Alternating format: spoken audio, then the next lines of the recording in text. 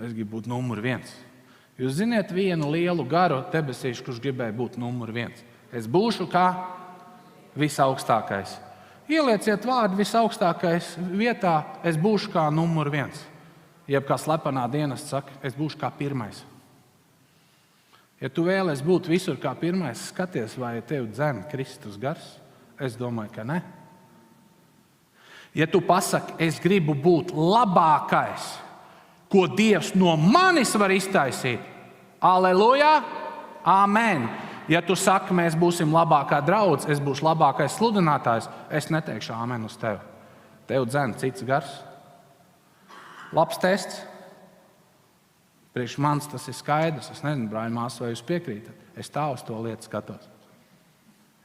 Miesai patīk būt pārākai. Viņai patīk attaisnot sevi. Viņai patīk nosodīt citus.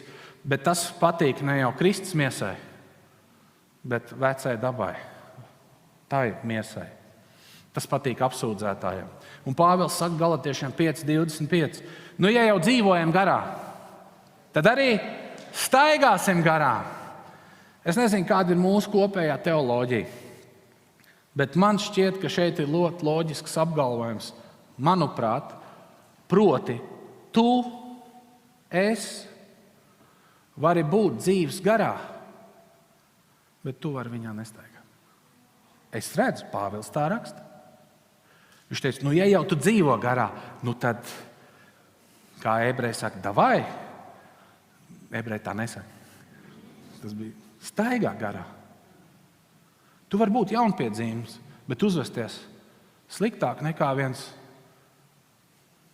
sveštautietis pagāns.